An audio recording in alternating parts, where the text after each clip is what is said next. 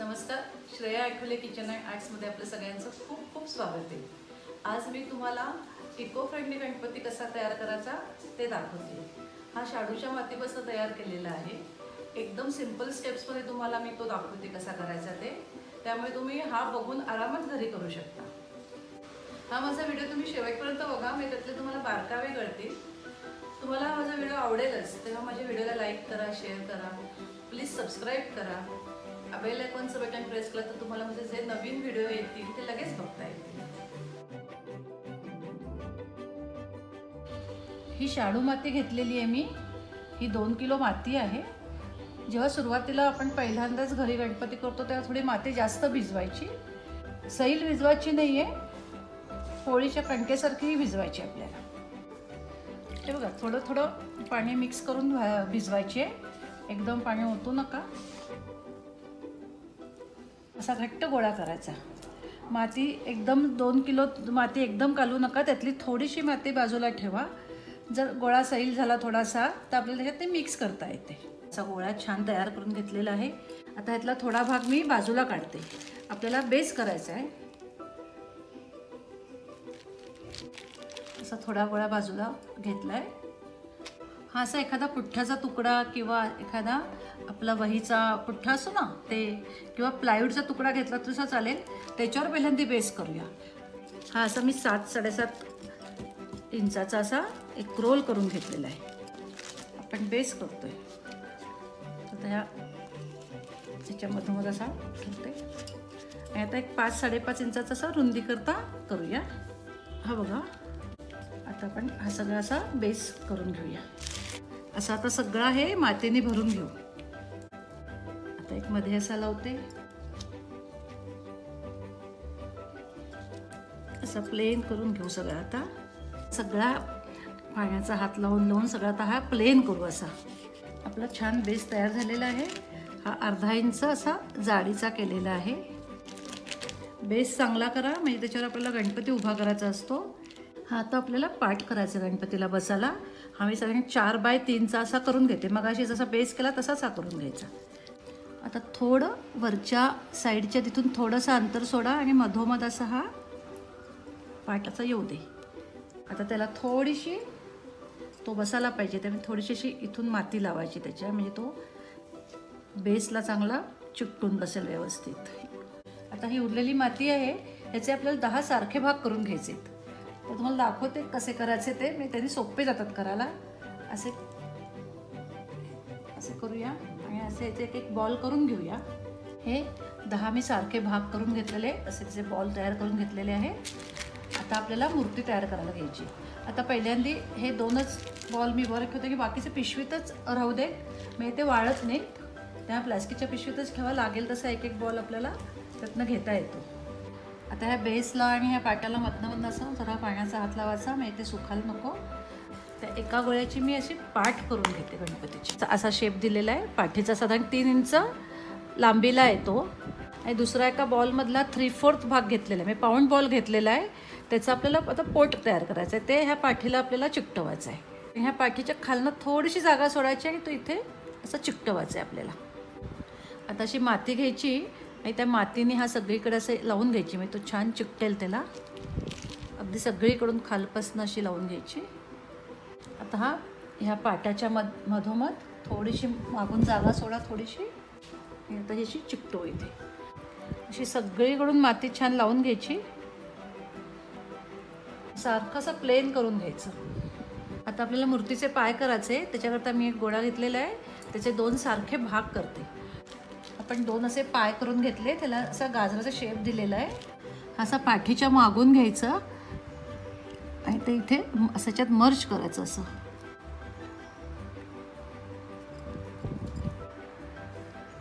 पाय आपण वळतो, मांडी घातलेला आपण मूर्ती दाखवण्यात, त्याचे वळलेला पाय दाखवायचा। असा अशी पोझिशन त्याची द्यायची। पावलाचा असं मी शेप हे केलेला आहे। आता आधी मार्किंग करता करून घेतलेलं आहे। आता एक गोळ्याचा लहान भाग घेते मी, आपल्याला पितांबर करायचं आहे।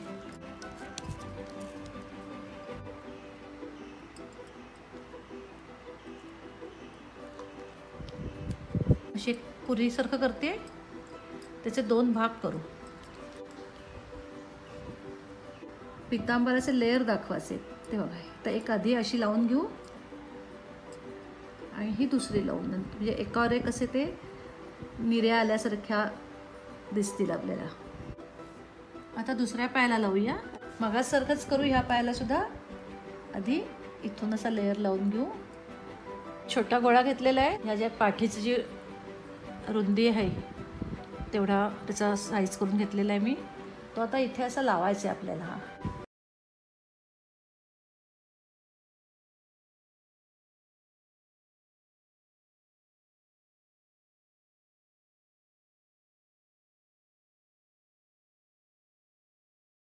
भाग झाला. म्हणजे हे 2 बॉल केलेत. आता त्याला थोडं असं असं करून हे आपल्याला इथे लावायचं आहे. ते खांदे करायचे आहेत आपल्याला. सगळं एकमेकात असं छान मर्ज करा, म्हणजे ते चिकटतं चांगलं. हा छोटा बॉल केला आहे. हे असं स्ट्रक्चर त्याचं आपण तयार करतो एक एक एक एक. आता मी एक बॉल घेतलेला आहे मगाशी आपण जे 10 केले होते त्यातला.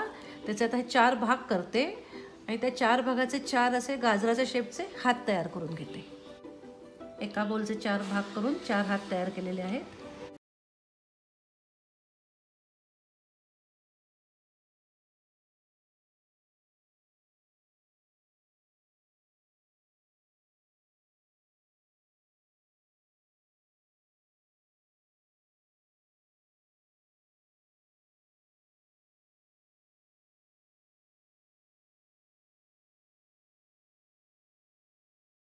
सारखा पाण्याचा हात लावा, म्हणजे ते सुकत नाही. आपण हे सगळ्याचे आधी एकदा मार्किंग सगळं करून घ्यायचं, नंतर मग आपल्याला फिनिशिंग करायचं असतं. सगळीकडून अशी माती लावून घ्या. चांगलं व्यवस्थित एकत्र झालं पाहिजे सगळं. आपले आता हात पाय सगळं लावून झालेलं आहे. हे असं वाढवून घ्यायचं.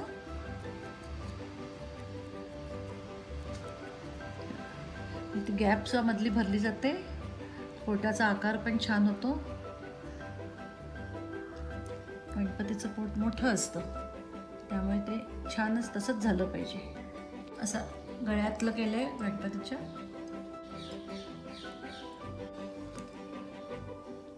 आता मी एक बॉल घेतलेला आहे. आपल्याला चेहरा करायचा आहे. त्याचा असाच पावभाग काढते. चेहरा केलाय, त्याला ही सोंड लावायची. योग अशी केलेली आहे. वरपासूनच घ्या, जरा थोडंसं जागा सोडा वरनं आणि अशी ती त्याच्या बरोबर मधोमध लावून घ्या. ही सोंड लावून घेतली. आता एक टूथपिकने मी जरा अशी बरोबर खाली असं घालते. ही अशी मानेत घालूया. आपण मग अशी मान केलेली होती ना, त्याच्यात अशी घालूया. हे बघा, म्हणजे ते छान बसतं. आता इथनं अशी माती लावून घेऊया. आता मुकुट करूया. हे बघा, असं मी करून घेतलंय. असं ते एक एक स्टेप बाय स्टेप जायचं. एकदम मोठा नाही करायचा. हा असा असं एक हे रोल करून तो त्याला हे केलंय. तो असा ह्याच्यात फिक्स करा. असा हे से अंगावर शेला करायचं आहे. शेप बघा तुम्हाला दिसत असेल. आता हे आपल्याला इथे लावायचं आहे. तसे मागून असा येतो शेला. हा असा हाताच्या खालनं गेला दाखवायचा आहे की तो खालनं इथनं बाहेर येईल. त्यामुळे तो मी आत असा ढकलते थोडासा.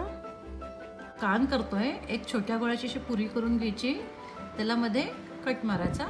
कान लावताना नेहमी हा जो राऊंड शेप असतो हा आतल्या साईडनी लावायचा. हा असा आतल्या साईडनी लावून घ्यायचा. मागून नंतर त्याला माती लावून सारखा करून घेऊ.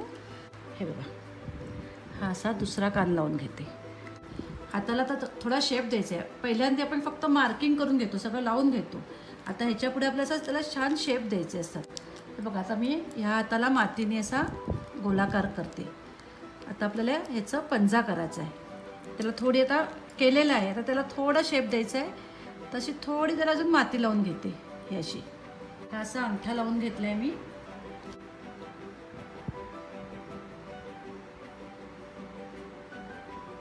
आपले दोन्ही मागचे हात झालेले आहेत. त्याच्यात मी अशी कमळाचं कळ्या दाखवल्या आहेत. हाताची बोटं बघा तुम्हाला दिसतील असे करून घेतलेली आहे.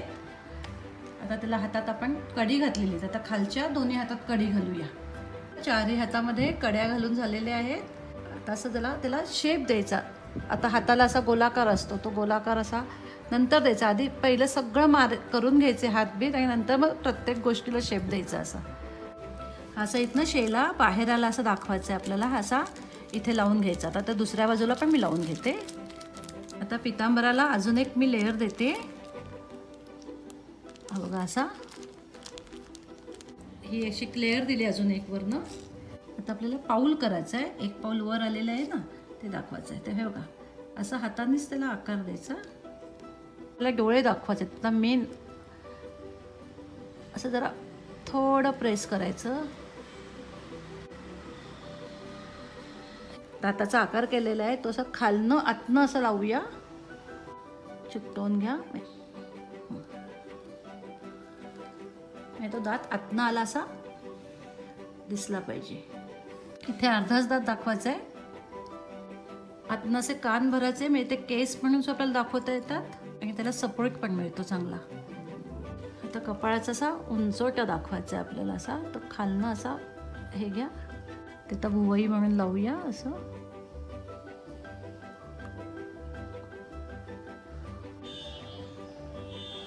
बघा त्याला सारखा पाण्याचा हात लावा म्हणजे ते चिकटतं चांगलं. डोळा करतोय त्याला असं आता मी लावून घेतलंय. आता ही खालची बाजू लावून घेते. ही बघा अशीच घ्यायची लावून. आपण डोळा करतोय त्या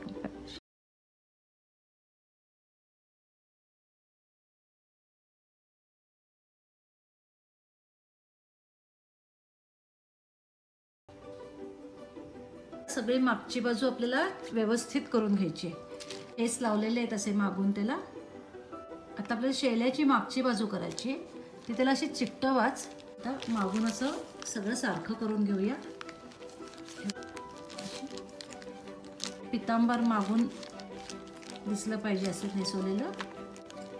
पितांबराला मागून निर्या दाखवायच्या. मागून पण सगळं आपला छान झालेलं आहे. गणपती केस झालेले आहेत. हा शेला झालेला आहे. पितांबराचं आपलं मागे धोतर आपण जे खोसतो ती बाजू झालेली आहे. असं सगळीकडून छान करून घ्यायचा. प्लेन करून घ्यायचा. त्याला मधनं सारखं असं पाणी लावायचं म्हणजे तो प्लेन होतो. जेवढा प्लेन होईल तेवढा आपल्या गणपतीवर कलर छान बसतो. हे आत्ता मी जे डोळे केले आहेत ते जर तुम्हाला नाही जमले पहिल्या ह्याच्यात तर तुम्ही डायरेक्ट कलरने रंगवले तरी चालतील. उंदीर करूया. आता हे वाळायला 2 दिवस जातील. हवेवर असतं. पाऊस असेल तर वेळ लागतो नाहीतर लगेच वाळतं. वाळला की ह्याला पहिल्यांदा व्हाईट कलर द्यायचे आपल्याला आणि नंतर मग कलरने रंगवायचे. मोदक केलाय. आता स्वच्छ क्लीन करून घ्यायचं आपल्याला ब्रशने. प्लेन करून घ्यायचं आहे. जिथे असं ओबडधोबड वाटत असेल ते प्लेन करून घ्यायचं आहे. हा हाताने केलेला असतो त्यामुळे तुमच्या साच्यासारखा मोल्डसारखा प्लेन होत नाही. पण आपल्याला जेवढा जमेल तेवढा आपण प्लेन करून घ्यायचा. जेवढा प्लेन होईल गणपती त्याचा कलर छान बसतो. जिथे असं आपल्याला वाटेल नाही हा इथे आकार थोडा असा बरोबर झाला नाही तर तुम्ही तो मातीने पुन्हा सारखा करू शकता.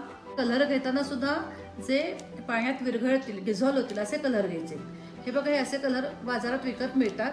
हे तुम्ही वापरू शकता किंवा फेविक्रिलचे ॲक्रेलिक कलर्स बाजारात विकत मिळतात ते सुद्धा तुम्ही वापरू शकता. मूर्ती जरा वाळल्यानंतर मग त्याला आपल्याला कलरिंग करायचं आहे. पहिल्यांदा सगळीकडे व्हाईट कलर द्यायचा आहे आणि त्याच्यानंतर तो कलर वाळल्यावर तुम्ही बाकीचे कलर द्या. स्किन कलर द्या. नंतर तुम्ही जर पितांबर किंवा शेला ह्याला तुमच्या चॉईसचा कलर देऊ शकता. दागिन्यांना गोल्डन कलर द्या.